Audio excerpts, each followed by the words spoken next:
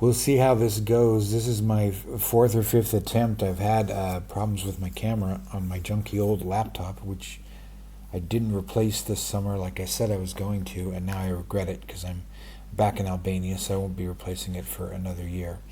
Anyway, I've got something I've never done before, a mini book haul. When I was traveling back from Spain, I spent a couple days laying over in the Heathrow airport area, and I went to, the very famous W.H. Smith.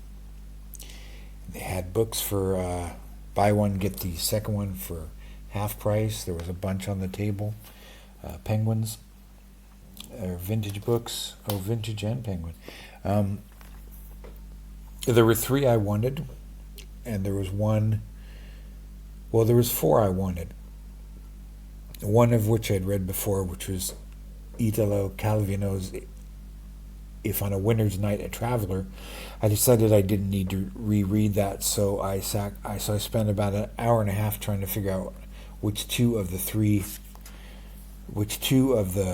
others on the table that I wanted I would get, and I don't remember the one I didn't buy. I wish I just bought all four of them because it would have been fine. Anyway, so I bought two books, massive book haul of two whole books.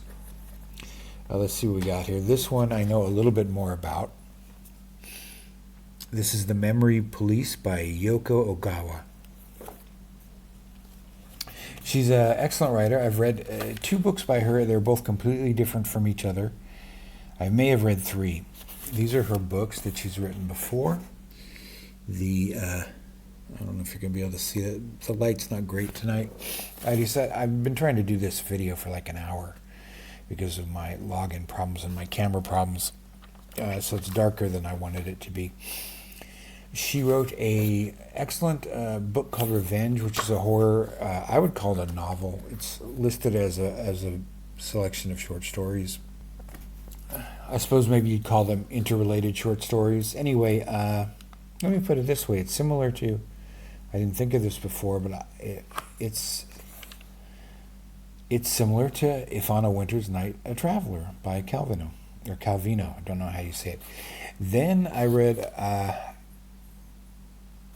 Housekeeper and the Professor, which was completely different. It's a story about a housekeeper and a professor, and the housekeeper's son, and they become kind of sort of a blended family at the end of the professor's life.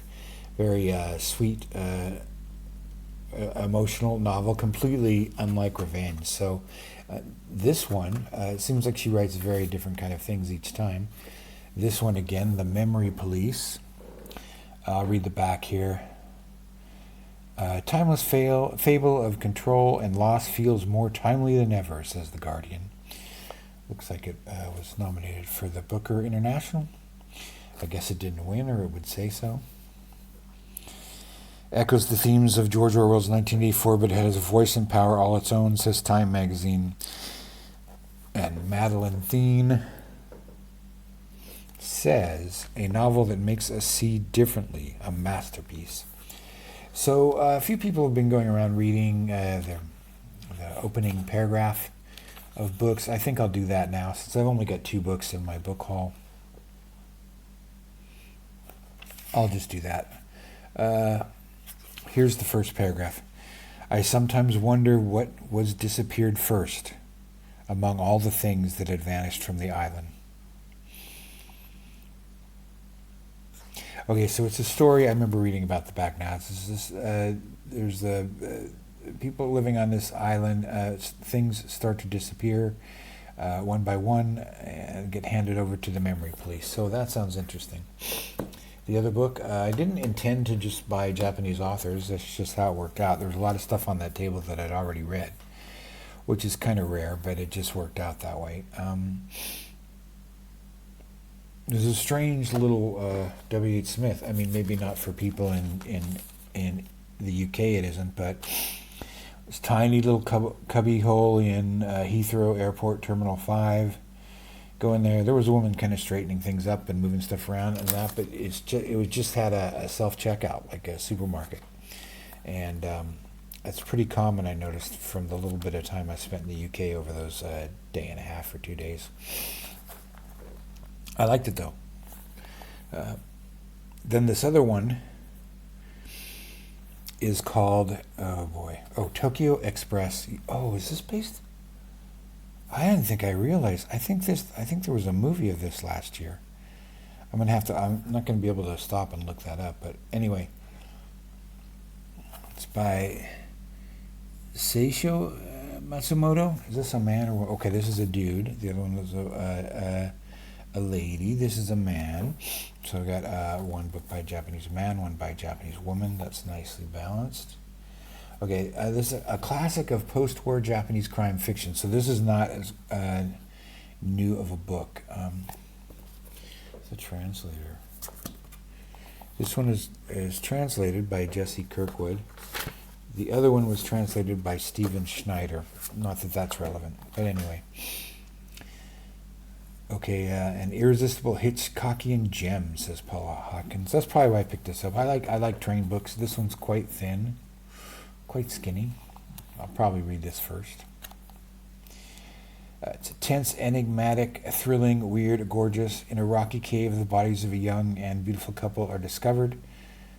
The flush in their cheeks suggests cyanide, a lover's suicide. Oh no, this is not this. I was thinking of a movie that came out a year or two ago, starring Brad Pitt. They're set on a train in maybe the same train, but anyway, some high-speed train in Tokyo. This guy, people are probably more familiar with him than I am. Matsumoto was born in 1909 in Fukuoka, Japan. Self-educated. Yeah, I love that.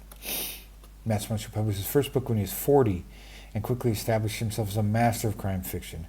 Okay, so all the things I like on this dude. I don't know anything about him, unlike the other author who I've read a couple of her books before.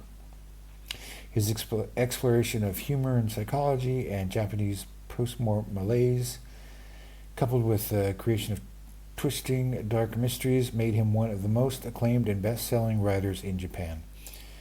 He received the prestige, blah, blah, blah, bunch of awards. Died in 1992. When was this written? Tokyo Express.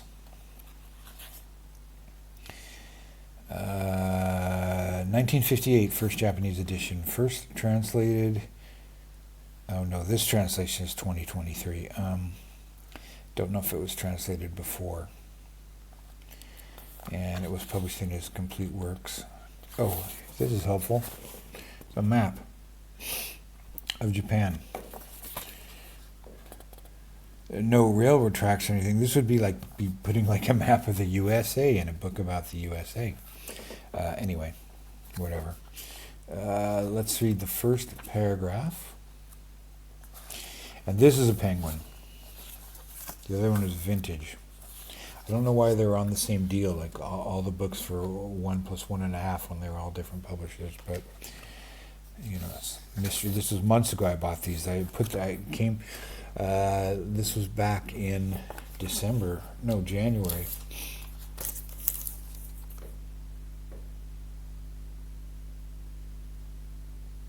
I don't know why I'm looking up the date. Who could possibly care what day this was? It was the day after New Year's. That's right. I was there 2 days over the holiday.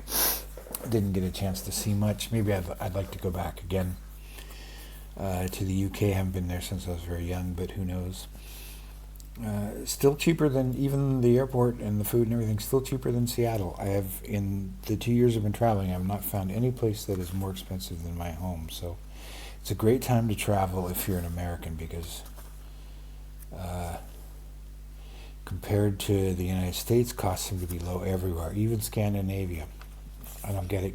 Places used to be, Americans think things are so expensive right now, but I think it's, and they are relatively, but anyway, getting off track here. I'm lost in this map of Japan. I kind of want to go now. Maybe that's why I bought these. I didn't really intend to buy, I didn't intend on buying 2 books written by Japanese authors. It's not a theme I'm working on or anything. It just worked out that way. Okay, so what's the first paragraph of Tokyo Express from 1958? First chapter, The Witnesses, Part 1. On the evening of the 13th of January, Tatsuo Yasuda invited one of his clients to join him at the Koyuki restaurant in Akasaka. His guest was a senior official at one of the government ministries. Okay, so very matter-of-fact beginning. I'm not really hitting it out of the park with the opening paragraphs here on these. They're pretty short. This is a mystery novel, so probably a hard-boiled mystery novel. I'm going to get into this. A labyrinth of convincing alibis and false leads. Its classic status is richly deserved. I don't know. Have people read this? Anybody watching this? Has anybody watching this seen this, read this book? Because it seems like it's pretty well known. Yoko Ogawa, I've had mixed. I really like her writing's really good. And like I said before, she writes in those different modes. I have not had great success recommending her book to people, though. Revenge people didn't want to read it, so I recommended it to because it was short stories, and people, are just whatever. And somebody that I recommended Revenge to, they decided to read The Housekeeper and the Professor, and they thought it was absolute garbage. They thought it was absolute sentimental crap, but I thought it was very sweet, so I'm interested to. This is more like science fiction or science fiction adjacent, with these memory police, but these objects disappearing and things. So who knows? Maybe I'll do a review on those, maybe not.